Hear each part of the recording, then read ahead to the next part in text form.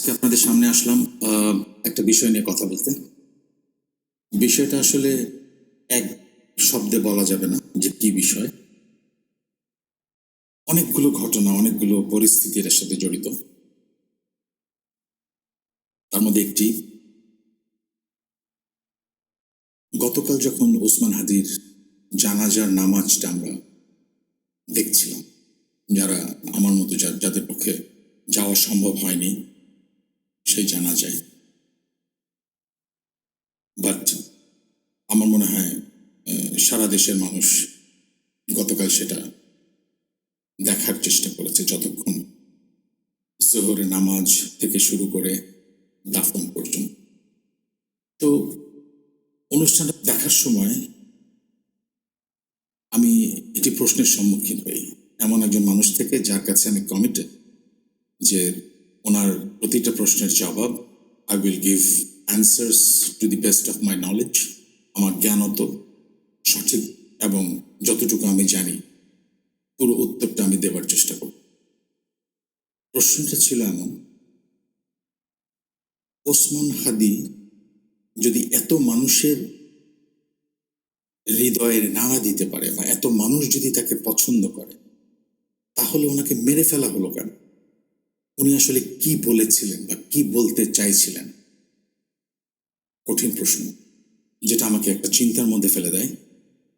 চিন্তিত হয়ে পড়ি যে আসলে কি, আমি কি জানি আজকে কেন এত মানুষ সেখানে ছিলেন, এত মানুষ সেই জানাজায় গেছেন, কোন অনুভূতি থেকে গেছেন, বা অনেকগুলো অনুভূতির মধ্যে কোন অনুভূতিটা তাদেরকে সবচেয়ে বেশি নাড়া দিয়েছে, যার কারণে সশরীরে ওখানে এত মানুষের উপস্থিত।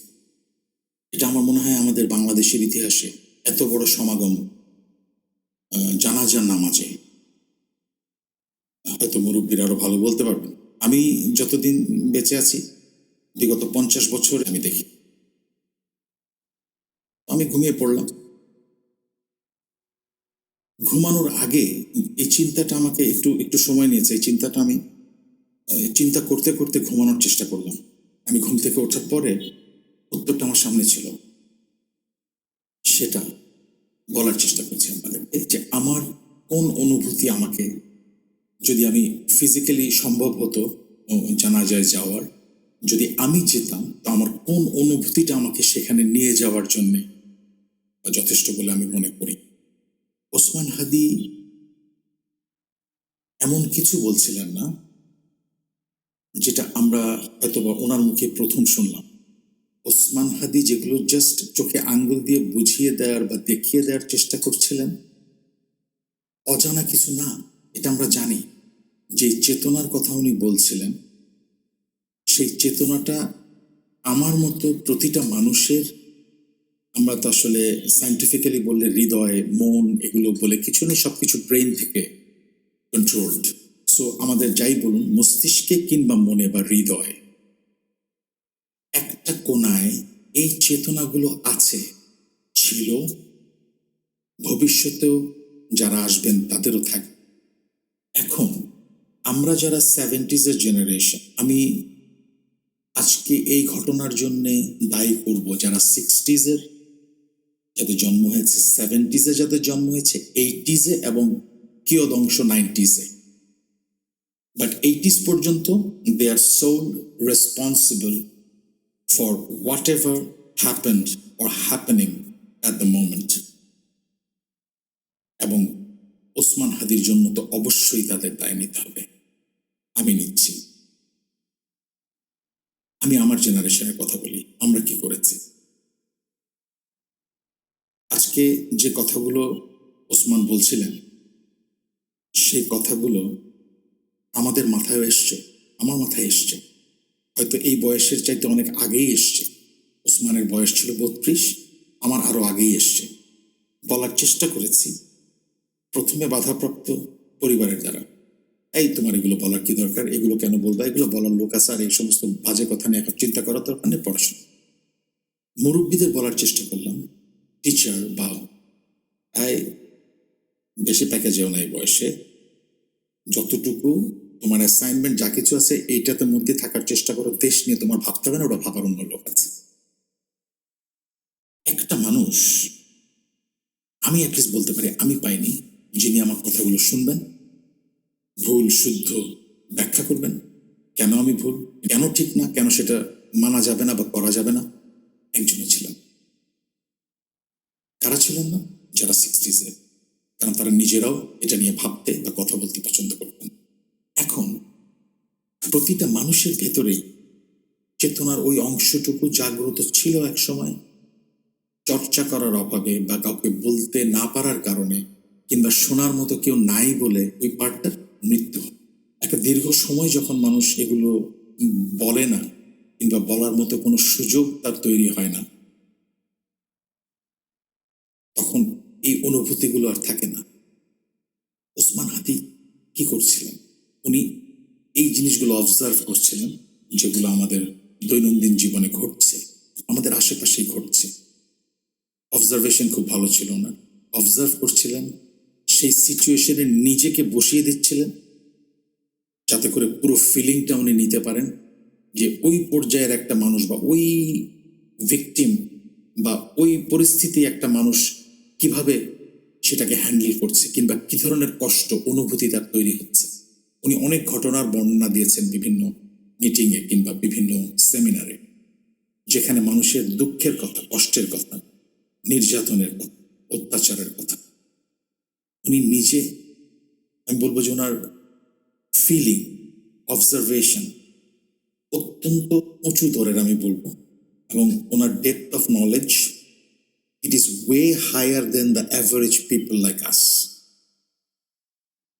আমি আমাকে বলছি এই কারণে আমি কাউকে ছোট দেখাতে চাই না, বাট আমার এই 50 বছরের জীবনে আমি আরেকজন মানুষকে দেখি নাই যিনি ওসমান হাদির মতো স্পন্টেনিয়াস, যে উনি মনে যেটা ভাবছেন সেটাই বলছেন, মানে মাথায় যা আছে সেটাই বলছেন। আমরা সেটা বলি না, আমরা সেটা বলার সাহস হারিয়ে ফেলেছি, কিংবা শ্রোতা নাই, কেউ শোনে না আমাদের কথা। এই সমস্ত বিবিধ কারণে আমরা আজকে আর সেই কথাগুলো বলি না, বলতে চাই না। সেই যে জেনারেশনের কথা বললাম, সিক্সটিজের, সেভেন্টিজের, এইটিজের, এই জেনারেশন কথা না বলার কারণে আজকে ওসমান হাদি became a soft target for the people who doesn't like what he was trying to say. আজকে যদি সিক্সটিজ, সেভেন্টিজ, এইটিজের মানুষগুলো ভোকাল হতেন, ওনারা যেটা ভাবছিলেন ওই চেতনার ওই জায়গাটাকে যদি জাগ্রত হতে দিতেন, ভোকাল হতেন, কথা বলতেন, আজকে ওসমান হাদি would not be a soft target. The target would be millions. এবং 1 মিলিয়ন টার্গেটে হিট করা কোনো আততায়ীর পক্ষে at a time not possible. এটা একটা চেতনা, it's not an individual. Osman Hadi was not an individual. এটা একটা চেতনা, যেটা ওই জানাজায় অ্যাটেন্ড করা 10 থেকে 12 লক্ষ মানুষের মেজরিটি, আমি বলবো অনলি হাতে গোনা কিছু মানুষ ওই জানাজায় ছিলেন, যাদের না গেলেই নয়, ইটস এ ফর্মালিটি। বিবিধ কারণ হতে পারে, আমি কি বলতে চাচ্ছি আপনারা বুঝে নেন। আর বাকি সবাই গিয়েছেন সেই অনুশোচনা থেকে, রিগ্রেট থেকে, যেটা আমি হলে আমিও যেতাম। আমি আমার কথা বলছি, অনুশোচনা, যে আমি সেভেন্টিজের, আমার ভোকাল হওয়ার কথা ছিল, আমি হতে পারিনি, তাই আমার যে কোনো কারণেই সেটা হোক না কেন, আমি এর দোষ, তার দোষ, ওর দোষ, সবার দোষ দিতে পারি, বাট নট এনাফ। আমি পারিনি, আমার ব্যর্থতা। আপনি পারেন নাই, আপনার ব্যর্থতা। আমি প্রতিটা মানুষকে সেই জানাজায় যারা অ্যাটেন্ড করেছেন, আমি অনুশোচনা দেখেছি, আর কিছু না। সবার মধ্যে অনুশোচনা। এটা দুঃখ ছিল না, এটা অনুশোচনা।